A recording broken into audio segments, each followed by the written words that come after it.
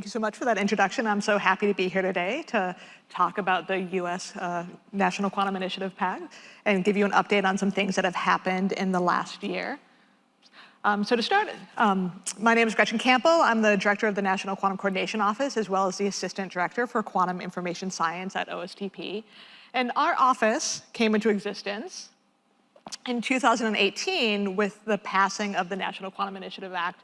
So this was a 10-year bill which was designed to accelerate and increase leadership in quantum information science in the United States, and had a number of pieces to it, including supporting R&D.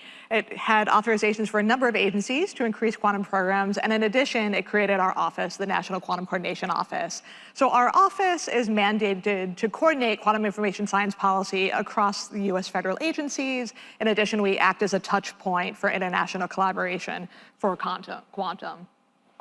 So while we're now 5 years into the National Quantum Initiative, it's a 10-year act with some authorizations expiring after 5 years. So while we're currently waiting for the reauthorization of the National Quantum Initiative, quantum continues to be a priority not only for the United States, but for this administration, which you can see in this year's, the president's proposed FY 2025 budget, where he specifically called out the importance of quantum information and the importance of continuing to maintain and continue funding for these important critical emerging technologies. So how do we coordinate within the US government on quantum information science? As I said, our office was created to help coordinate across the federal agencies. We are a federated system, and there's a number of federal agencies that are involved or interested in quantum information science. We have a number of different coordinating bodies. There's 2 National Science and Technology Councils focused on quantum information science, and a number of interagency working groups that are working on different elements of quantum. These working groups tend to spin up or spin down depending on what's most relevant, but we have working groups focusing on workforce, on quantum networking, on international collaboration, as well as other things. At this point, we're coordinating across over 25 federal agencies, which shows you the large amount of interest for quantum within the US government. Now, all of these agencies are interested in quantum for different reasons. Some of these are agencies that directly fund quantum R&D. My home agency, NIST, is an agency that essentially does both standards and metrologies work, as well as funding some fundamental quantum science. You have agencies like DOE that has the DOE Labs plus funding, but then increasingly other federal agencies that are interested as end use cases. So the composition of our office, I'm currently on detail, as I said, from NIST, it's my home agency. Our office is small. We tend to have 4 to 5 detailees, all from the federal agencies that are working within quantum. And a feature of our office is that we are all practicing quantum scientists, which I think is something which is important for quantum, since given the stage of quantum, it's important to have subject matter experts who can help coordinate these policies across the US government. Another thing that was created through the NQI was there's a National Quantum Initiative Advisory Committee. This was elevated to be a presidential advisory committee by President Biden, and I'll talk a little bit about the role that committee plays a little bit later on in my talk. So if you look at the overall US quantum information strategy, our original strategy was written back in 2018, around the time that NQI was launched. And while there's 6 pillars in that initial strategy, we like to sort of, clump them into 3 main buckets, or 3 pillars. And that is the importance of getting the science right. The US has very much taken a science-first approach to quantum information science. While things are advancing very rapidly, we feel that there's still a lot of important science to be done, and it's really important to continue to focus on the science. Now, 5 years into the NQI, we're at sort of a point of reevaluation and looking back, and I like to say now that we're starting to move towards a science plus approach, recognizing that there's still incredibly important fundamental science to be done in quantum information science, but we are getting to a point where increasingly the time scale from lab to market is going faster, and we need to start thinking more about engineering and really starting to grow the entire quantum ecosystem. Our second pillar is enhancing competitiveness. Now, and this is essentially to help support and grow the quantum ecosystem and make sure we're helping to support, US industry and growth. And this is done in a couple of different ways I'll talk about, again, later on in my slide. And then finally, enabling people. I think this is something we've heard much over the last few days. Workforce is something we continue to all struggle with, and in all parts of the quantum ecosystem. I myself am a quantum scientist by training, but we don't just need PhD physicists, right? As the quantum ecosystem grows, we really need to think, what are the kinds of people we need to grow the system? And what are the skill set we need? So enabling people and thinking about how we can grow the workforce, increase awareness about quantum continues to be something important for us. Now, while we wrote our initial strategy in 2018, we have continued to develop and augment that strategy since then. So everything I talk about today, you can find on quantum.gov, which is our website, where we have a repository of all of the different strategy documents and other work products of our office and the NSDC subcommittees focused on quantum information science. Here are a number of the different strategies we've put out. We've had a document talking about getting feedback from the community about what do they see as the quantum frontiers, looking at ways to advance and promote quantum networking, quantum sensing. So it's not just quantum computing, but really quantum as an entire ecosystem. Also thinking about workforce applications. And just a few weeks ago, we actually put out a new strategy focused on the importance of strengthening international cooperation. Now, going through our sort of 3 pillars of our strategy, as I said, the first one was getting the science right. So how are we doing that? One of the pieces of the National Quantum Initiative, as I said, was to create new authorizations for agencies to create new quantum centers. Since the National Quantum Initiative and other legislation such as the NDAA, which has augmented the NQI, a number of different quantum centers have been created. We now have, from the initial NQI Act, there were 5 authorizations for 5 quantum centers funded by the NSF, 5 by the DOE, and since then we also have 4 DoD centers focused on QIS research. Now, this is just a small piece. Well, these authorizations came from the NQI. Since then, federal agencies have created a wide variety of new programs, many of them in the last year, actually. So we continue to create new R&D programs to fund fundamental quantum science, and increasingly starting to look at more applied quantum science. Okay, so getting the science right. The next is enhancing competitiveness. Now, how do we do that? Well, one of that is thinking about, as much as we continue to want to promote quantum information science and advance it, we also have to think about the risk for quantum information science, right?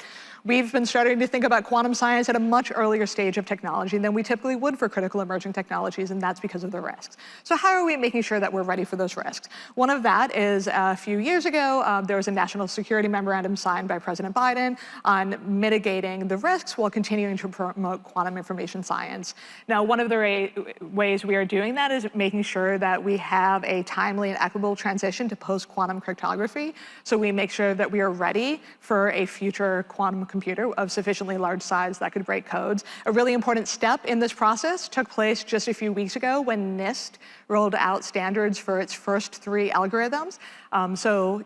With the release of these standards, industry and companies and governments can start to actually start this migration to PQC so that we can mitigate any risks from a future quantum computer. Now, something that's important to point out is this bill, while saying it's important that we prepare for the risk of quantum, it's also really important that we continue to promote quantum at the same time. Another way we work to enhance competitiveness is by interacting with industry. I've seen Celia Merzbacher in the crowd today, and one of the ways that happened was, as part of the NQI Act, was the authorization for NIST to stand up the Quantum Economic Development Consortium, which is an industry-led consortium focused on quantum information science. In addition, at the White House, we've convened a number of meetings to try to bring industry leaders to the White House to hear what are the concerns of industry. We also have been thinking about, where are there gaps in the federal program? What are the other types of things we can think about? Here is the readout from a workshop we helped to co-sponsor with NSF about starting to think about the cybersecurity of quantum computing and thinking about, should we be funding programs in the research of cybersecurity of quantum computing? And finally, something which is incredibly important is international cooperation. I think we've heard from everybody on the stage in this session that none of us can do it alone. And it's incredibly important that we work together with like-minded partners in order to continue to advance as quickly as we can. For all of the attention quantum gets, in many ways, it's still a very small community, and we very much need to work together. And this is very much a pillar of our strategy and important not only for making sure to enhance competitiveness, but also get the people we need. And here are a couple of strategy documents. One is on the role of international talent, and of course, this new document we published just a few weeks ago on the importance of strengthening international cooperation in quantum. Now, as part of this, the US has signed 11 bilateral quantum statements since the pass of the NQI. We're really excited about our most recent statement, which was signed in May with Germany, and also participated in multilateral dialogues with many of the countries we've heard from today, which I think have been incredibly important for figuring out how we can really work together. And that brings us to enabling people, since international cooperation is also incredibly important for helping us grow the workforce together and increase awareness of quantum. This is a really busy slide, but I only have 10 minutes, so I wanted to give you a flavor of the types of things we're thinking about in the United States. One we like to say is to inspire people. I think one of the challenges is there's still not a lot of awareness about what quantum science is and what potentials it might have for our future. So our office with the National Science Foundation launched the Q12 Education Partnership, which is essentially a consortium of interested partners that are trying to bring quantum into younger curriculums and figure out ways to increase education for younger students. I'd say mostly secondary students, community colleges, a little bit of undergraduate. And through that, we also participate in things like World Quantum Day. We're very excited about the International Year of Quantum next year and starting to think about how we can contribute to those efforts. We also look at, what are the needs for education and training? What are the skills gaps? How can we help to make sure we have the workforce we need in the future? And also, helping people understand there really are a lot of careers available in quantum, and you don't necessarily need to know quantum for those careers. I think many people still tend to be intimidated by quantum science. So these are some of the things we think about in terms of enabling people and building our workforce for the future. So that brings me to the National Quantum Initiative Advisory Committee. As I said, the NQI created this advisory committee that was elevated to be a presidential advisory committee by Biden in 2022. The NQIAC was announced in December of that year. They had their first meeting and very quickly published their first report on advice to the president on how he could enhance or improve the National Quantum Initiative Act. On the left, I show the initial report, which was on essentially renewing and enhancing American leadership in quantum information science. That had 9 recommendations for how the US could continue to improve and enhance on the NQI bill. And I wanted to advertise more recently, actually just on Friday of last week, the NQIAC actually came out with this second report on findings and recommendations for quantum networking. So here I list those 7 recommendations for how we can continue to grow quantum networking and things that are needed to help strengthen quantum networking within the United States. Again, all of these reports you can find on quantum.gov, and I encourage you to reach out and see what the advisory committee had to say. And with that, it brings me to the end of the talk. As I said, everything I talked about today, we have a really nice website, quantum.gov, which we keep as a repository of not only strategy documents, other work products of the office. We also try to keep this updated with the new quantum funding calls that have come from agencies and keep this updated broadly on the types of things that are going on within the federal government related to quantum. And with that, I also want to acknowledge the rest of the office. We've had a bit of a turnover since the last year.